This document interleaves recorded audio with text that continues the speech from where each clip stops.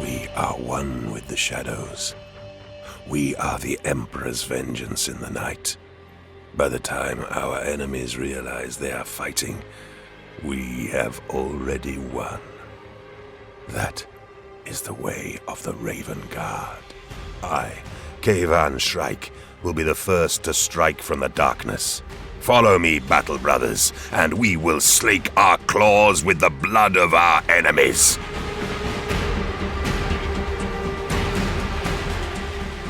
And there we have it. We have the second trailer, of course. Yesterday was the Iron Hands. This was the Raven Guard. I've got to say, massive props to GW, because these trailers have been awesomely good. I cannot wait to see the Salamanders and Imperial Fist one.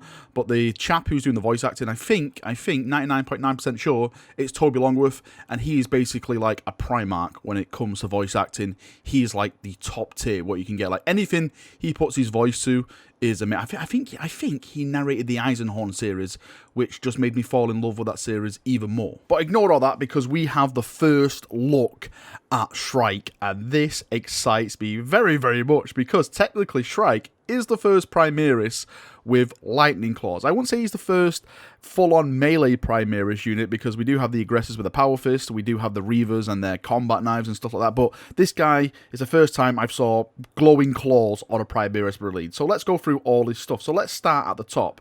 Master of Shadows, it says. Shrike, the young warrior who would eventually become chapter master of the Raven Guard. If you don't know, the previous chapter master got blown in half by a Tau. How dare they? Forged his legend in the fires of war of the captain of the third company, the Ghost Stalkers. He led his battle brothers from war zone to the next, always favouring worlds that have been abandoned to invading armies by overstretched Imperial forces.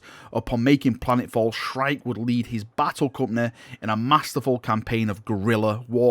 Raven Guard are basically the cool Night Lords. Like, Night Lords wish they were Raven Guard. Oh boy. Time and time again, this Raven Guard would burst forth from the shadows and annihilate lightly defended columns and destroy ammunition stores before melting into the darkness once more like phantoms. It goes into a bit of information about how he accepted the chapter master position when Corvin Severax was slain in the pursuit of the brilliant Tau commander Shadow Sun.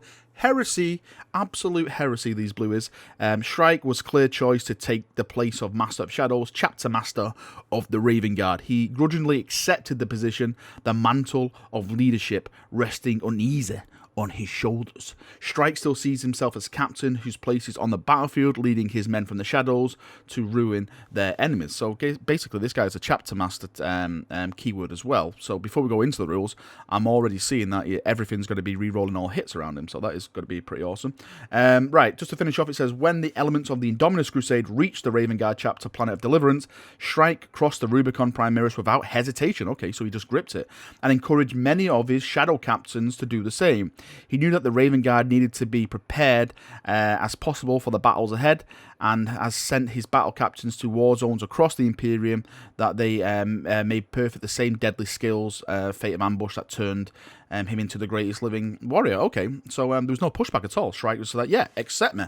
Upgrade me, brothers. I am ready to take the Primaris. Basically, I think this is going to be the narrative of all the main characters, is that, yep, we want to become Primaris. The only person I really see not taking it and spitting in the face of Gilliman is Gabriel Seth. That is the only person that pops to my mind at the moment. It's like, no, screw that.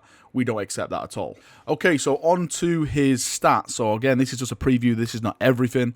So Shrike, his movement is 14, weapon skill 2+, ballistic skill 2+, strength is 4, toughness is 4, wounds are 6, attacks are 6, leadership 9, save is 3. Don't forget you get an extra attack if you're charged or are charged.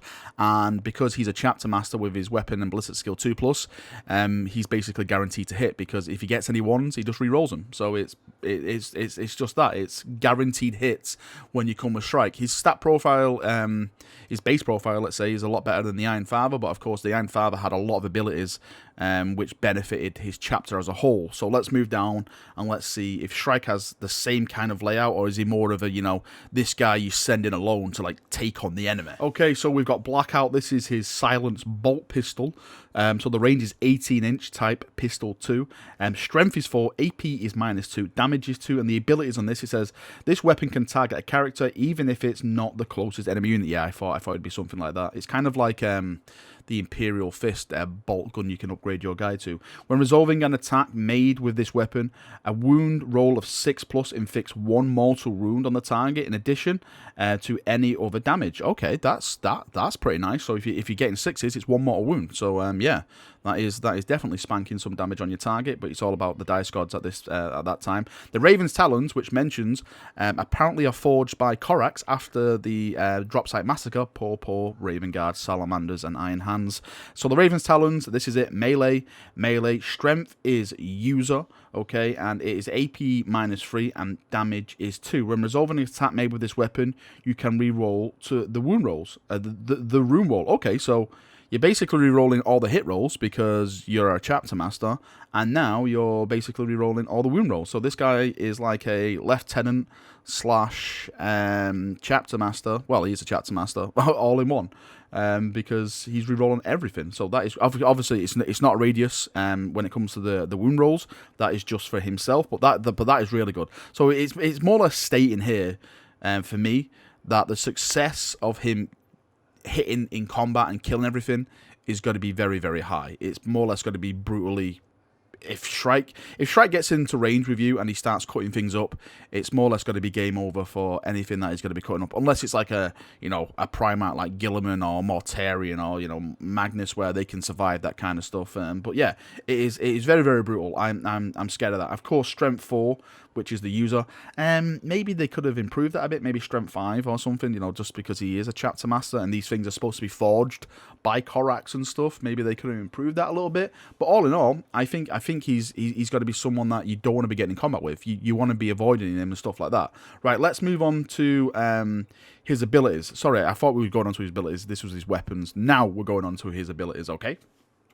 So the first ability is Wing Deliverance. You can reroll charge rolls made for Raven Guard jump packs and Raven Guard Phobos units if they are within 6 inches of this model when a roll is made. So if you've got any failed rolls, it kind of looks like they're building Shrike up and they're building the army up of the Raven Guard to be very, very ranged, like with snipers, I personally think, because of the bolts, -1 to hit, and the Eliminators. I think that would work really well with Raven Guard. But also, if you want to be with that offensive kind of attack, then take a lot of like melee-orientated jump troops and just pile them in with Shrike, and you're basically, getting into combat because, again, you're just re-rolling all the charge rolls and stuff like that. Unless you're horrible at rolling dice like me, then, yeah, it's going to be absolutely horrible. Adding on to that, we've got something else called Diving Charge as well. So after this model finishes a charge move, you can select one enemy unit within 1 inches of it and roll a d6. On a 4+, that enemy unit suffers 1 more wound.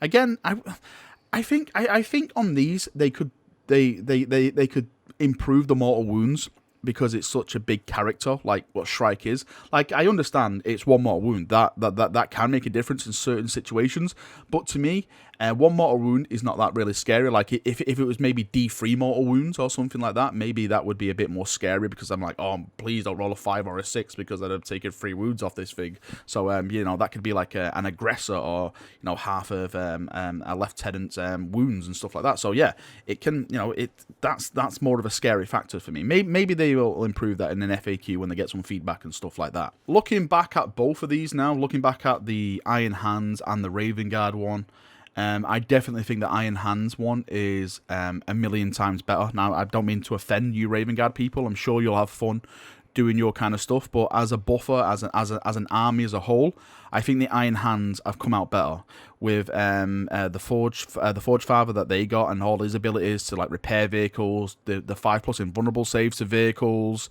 That is really, really, really, I think, going to be a game changer because all the heavy weapons they can push up with, like las cannons are not hitting on 4s if they're moving up, they're hitting on 3s. All that kind of stuff is going to make a million times more difference than anything else. Of course, this is just a preview.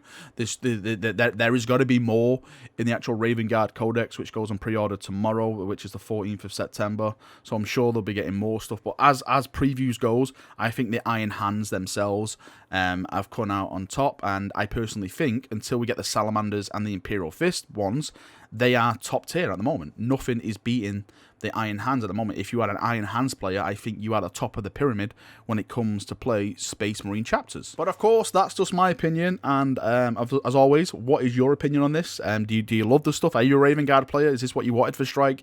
Do you like his lightning claws? Do you wish they were buffed in certain areas? Are you happy with his stats? Are you happy with his weapons? Are you happy with, I don't know, the lore for what we've got, you know, a little look into it? Are you happy with the trailer? Are you happy? Tell me what you're happy with at the end of the day. Are you happy? Are you sad? What would you want? What you dislike and stuff? As always, in the comment section. Thank you for coming. Thank you for watching.